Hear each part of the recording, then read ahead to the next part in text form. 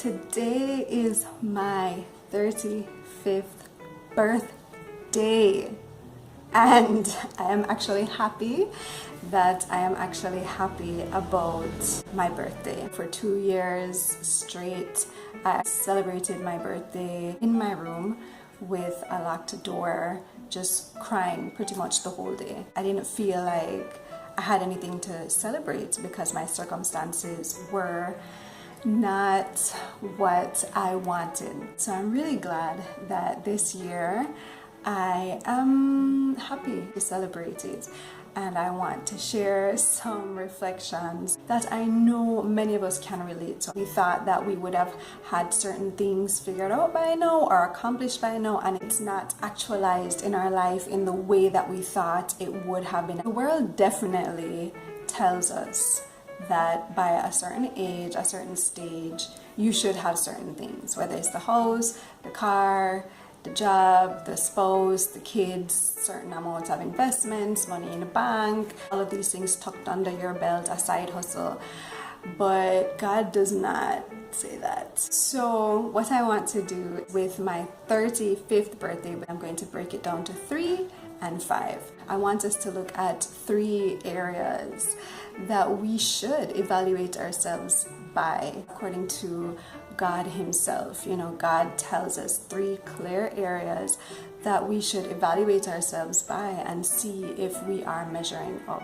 And these are found in what Jesus Himself describes as the greatest commandment. Do we love God with everything in us?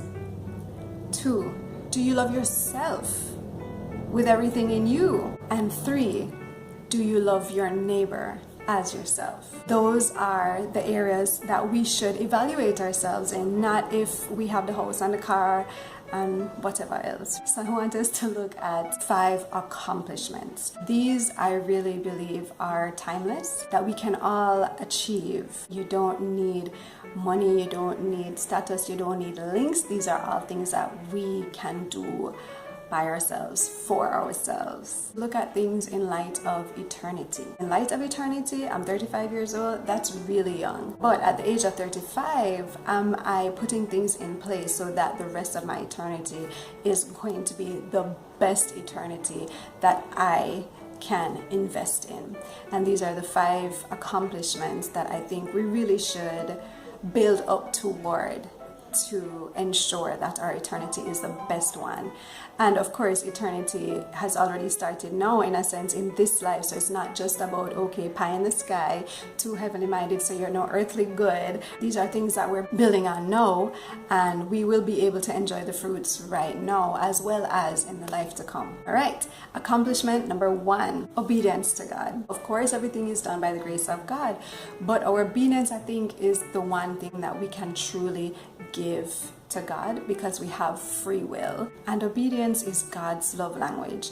So you can't say you love God and you don't obey His commands. Second thing, building healthy community. There's some persons that I have come to refer to as empty calories. They're not really destroying my life in a sense, but they're not really edifying my life either. So even though I enjoy conversations with these persons, has my soul been added to and enriched? And if the answer is no, then those are people that I need to spend less time with and invest in less.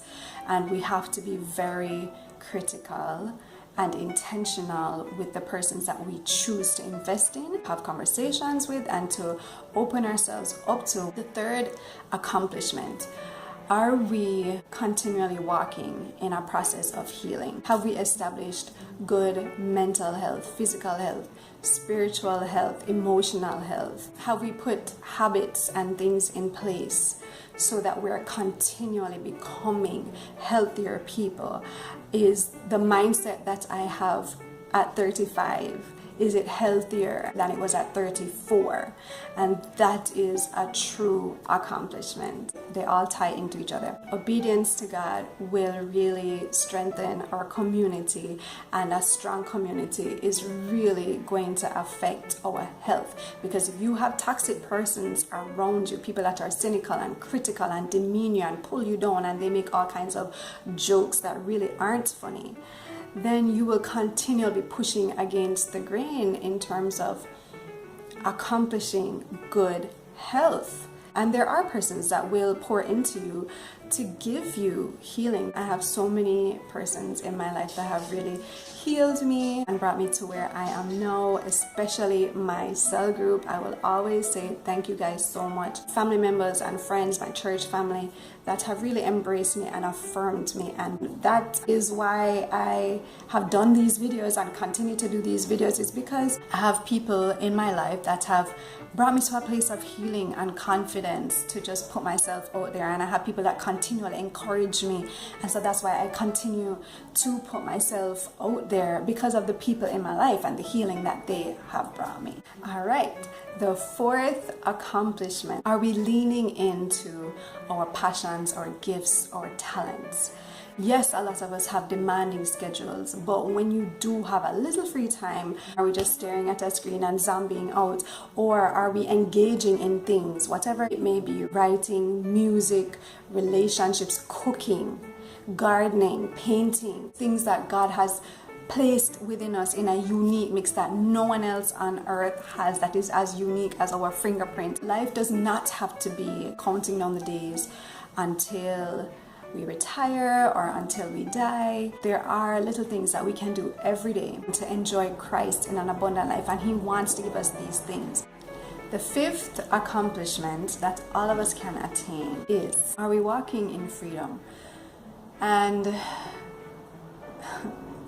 Christ came and sacrificed His life, rose from the grave, so that we could have freedom in Him. Forgiveness of sin, salvation. And so again, all of these things bleed into each other. When we're walking in obedience to God, we have freedom from guilt and shame and conviction and what ifs, because we're just secure. We know that we've been obedient to God, we're walking in His will.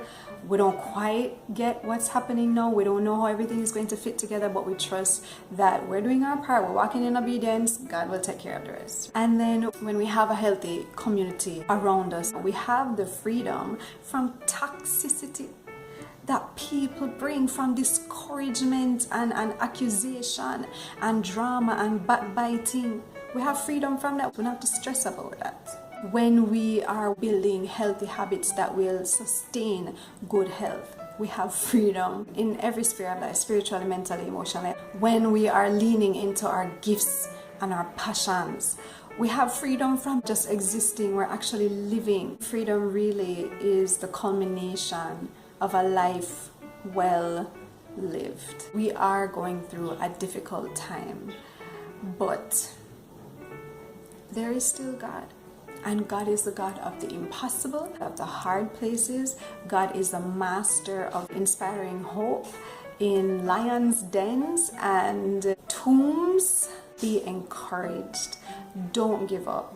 If you feel that you are just not succeeding at life, perhaps take a different look at what success means, because God never brought anyone on this earth for us to just live in failure, for success to be always in the distance and other persons to have it, but we have never tasted it, we have never seen it. He has already won the victory for us, so we actually have already won the battle. Whether you are 5, 35, 53, 105, there is a lot of life to live. There's a lot of life ahead of us, and there's a lot of hope in that life. So I just want to bless you that the Lord will keep you and sustain you, that you will love the Lord your God with everything in you, that you will love yourself and you will love your neighbor as yourself, that you will be obedient to God, that you will have a healthy community around you, that you will walk in good health, that you will lean into and enjoy and allow other persons to enjoy your giftings and your talents and your passions, and that you will walk in freedom. I just pray these blessings over you. And 3,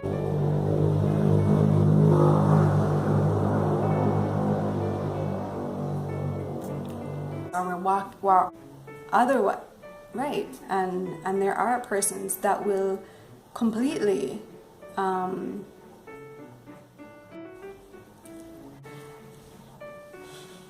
be encouraged.